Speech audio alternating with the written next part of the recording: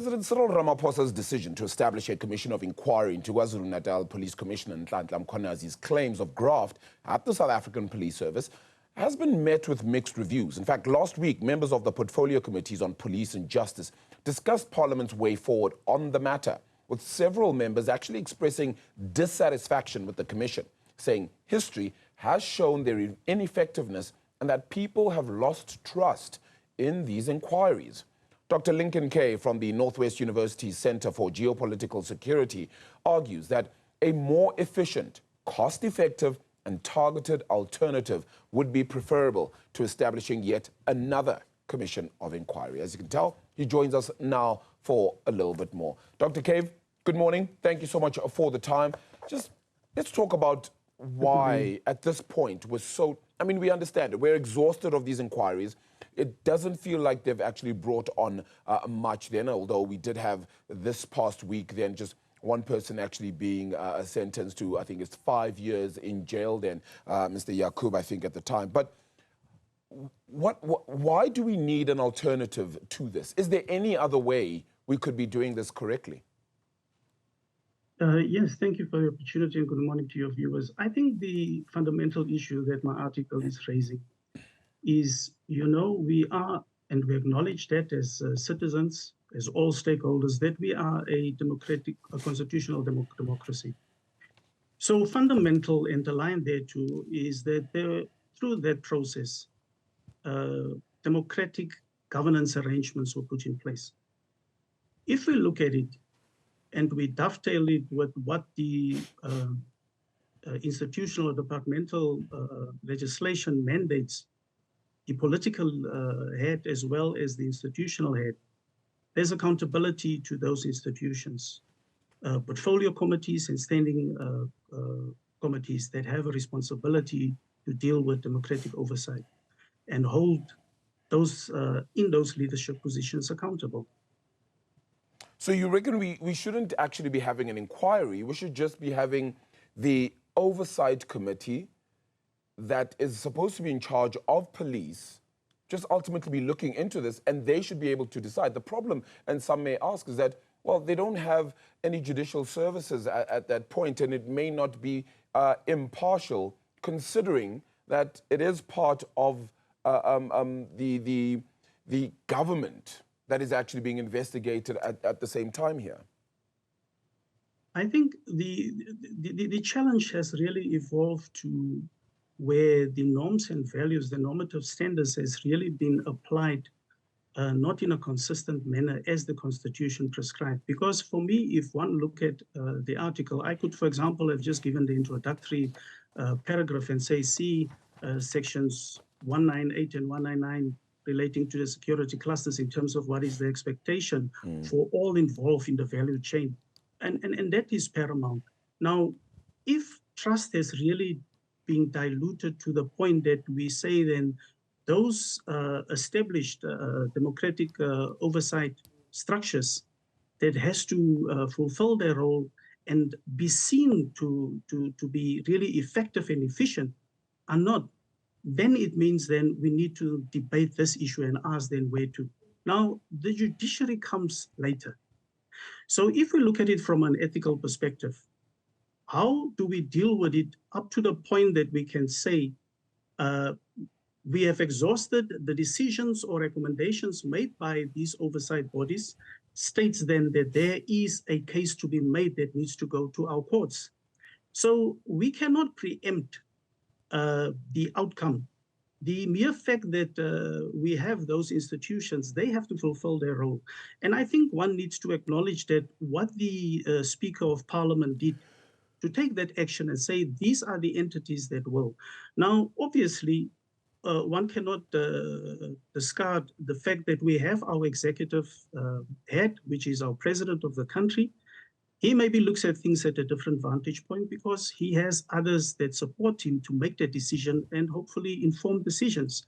And that it's not only about the legalistic aspect of it, but have all of the aspects been looked at holistically to be able to say that, is there fairness and transparency in processes So it's for that reason that my article alludes to and emphasizes the point, give those entities the responsibility and role that they need to fulfill. Because ultimately, we get back then to the debate to say that if it has been so tarnished, the call becomes that much more louder for an independent anti-corruption body that is supposed to be impartial, independent, transparent, and have both those responsibilities of investigating and also make sure that the decisions taken becomes binding and then they can pursue that.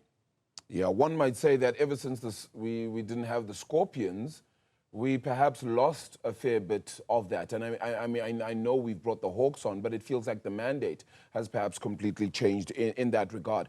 Could accountability with regards to this inquiry, so this inquiry does happen and people do ultimately go to jail, it's speedy and the process works out. And yes, we don't have great examples of that, but if this were to be that change where we actually do see things actually happen quite quickly, would that restore the trust, not only in the president, not only in his government, but also in inquiries for the country?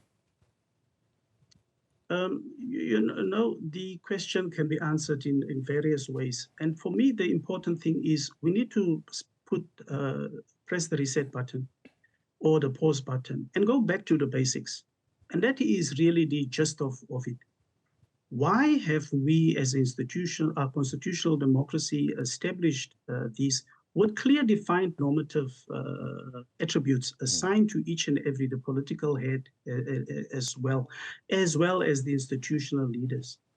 Because the problem is, even if this commission, we have a track record of so many, and I've highlighted in the actual article, and I've tabulated it. If you look at the security cluster, there were so many that work has not been completed, that it has not reached its finality.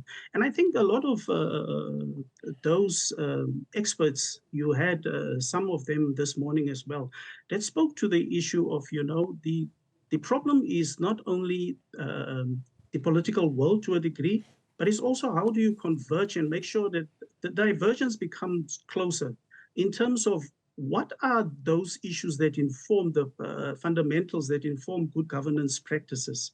Because ultimately, if we look at it, the political head of any department serves a purpose, and you can call it, you can define it also within political ethics, but he has a dual responsibility. But because he or she has been appointed to serve public interest, public good, these value standards enshrined in our constitution become sacrosanct, in my view. Yeah, it certainly feels that way. Let's just talk historically then. And I know we keep bringing up examples, but this is what we have to go on, right? We've recently, of course, had the Commission of Inquiry, then that's the Zondo Commission then. You also have the Arms Deal Commission. And my question mark to you is something that you relay in your article then as well, speaking about achieving its goals. Do any of these commissions actually achieve their goals ultimately, or does that sort of get lost in the inquiry because we've now revealed something else, and so you ultimately forget what the whole point ultimately is, and you end up not achieving the goals that you had set out, which may be in covering the truth, ensuring accountability, rebuilding public trust, etc.? I would say yes, looking at all the information and best practice standards that are out there. You know, if we talk about building resilient institutions, it's paramount that it also is encapsulated in the understanding of what do we understand in terms of the role and responsibilities of leaders across the value chain. Linked to that is also what does the value set and standards define. So if these, because let's take the Matthews Commission. It was ministerial initiated to look at, and some of them was, we need to make sure that we deal with the issues of dislodging the responsibility and defining clearly the role and responsibility of the political head to that of the institutional head. We have seen that manifesting again in ensuing commissions. So it means that there was no attention to it. Now, The importance for me here is whether I be defined as institutionalist, but I look at it from an institutional integrity perspective. What makes institutions resilient and how should we build it? So those commissions are supposed to, as I've indicated in my article, correctly as you stated, it is to uncover, inform, but also hold accountable. And part of it has not been concluded. Yeah. And it's not to say that, when one looks at it, it's to undermine, but it's really at the end of the day to be able to say, all of us, we have the vested interest as public servants, be it the case as the ordinary citizenry. Because ultimately, if our national security entities falter, it has dire implications for our constitutional democracy. So we have a role and responsibility not to just sit and speak about it, but really add value by coming up with solutions. It must be heard. It does not mean that the president say, okay, I take it on board, but the facts are there. And I think it speaks for themselves, those facts. Yeah, and I wanted to unravel that perhaps a little bit more, because the weakness of our institutions is one of the strength of our institutions, let me put it this way, was actually the key reasons that we still maintain some sort of positive ranking when it came to the ratings agencies for a very long time, the things that have really held the crux of our country together. Have those weakened so much that I think globally we're beginning to be seen in a different light perhaps then as well? Does this play a role in that, do you think? Well, I think the fact speaks for themselves, and you hit the nail on the head in that regard, because we are having significant roles and responsibilities to advance the Africa agenda, and as a country we have shown that. The ACTFA process is one example. Here we have in our backyard the G20 process. So it's significant, but our institutions is sacrosanct to that process. They must be seen to be functional. There must be confidence in them working. So it cannot be a situation where what I state in my article, for example, that there was a commenced process. The transformation in our democratic process echoed and embedded it in legislation. To be able to say that our institutions need to function to drive our national development objectives, our national interests. So if those external stakeholders look at us, then business confidence is one. Do we want in this economic situation, still to be able to say that we're doing right in order to make sure that investment we attract, we keep it here, we deal with our socioeconomic challenges, because ultimately public service role is to add value to that. And one wonders whether we can continue to add value by raising these commissions of inquiry, and the length of time that they sometimes take can ultimately be the laborious part too. No, definitely. Maybe, I cannot think for the president. I think as a political leader and the head of our country, he would obviously have looked at it from all the vantage points. He'll be able to say why he took that decision, to say that, because it means that he follows the constitutional prescript that gives him the prerogative, which he has. But if you have to reason it as I did in terms of the optics, from an ethical perspective, what happens then to the other entities that have a role and purpose? Because if you look at it, for example, we deal with crime intelligence. It is a security cluster. You have the Office of the Inspector General of Intelligence. That could have been addressed there to take it up. Yeah. And thankfully, the process is inclusive of that key stakeholder. Yeah. One wonders, however, just very quickly, Dr. Keva, I only have 2 seconds here on this one, but if he was to make a more firm decision, shall we call it, one that excluded inquiries, and he was to, for example, fire Minister Senzo Mkhunu, make sweeping and bold movements and changes to the Department of Police then, would that have restored confidence, or would that have taken away from let's call it the democratic measure in which he's also trying to govern at this point? Because that's what he'll say he was perhaps trying to do here, and not just be jury, judge, and executioner. I think the issue here is not as such of just get rid of someone, because you can't. You need to follow due process. The president is quite aware of that. But the issue of expediency versus due process also comes into the debate. And if we look at our past history, we had the former national commissioner who became our police minister, who took 7 years to go and clear his name in a court of law. So I think the investigation processes internally, even our oversight, must be able to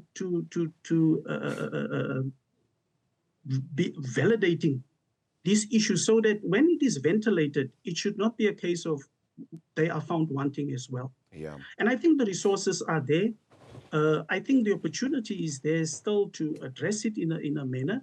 But in the event that we have this parallel process, I think ultimately, whether the national commissioner goes or the minister, we still need to deal with this. The institutions. We still need to make sure that they're functional. And we still need to make sure that good governance happens in all respect, in all spheres, so that the value contribution are seen by our citizenry. Indeed. Dr. Lincoln Cave, appreciate your time this morning. Thank you so much. Thank you very much. What is an astute set of understanding of the situation then, and sharing then as well. Appreciate your time, Dr. Lincoln Cave from the Northwest University Center for Geopolitical Security and Strategy.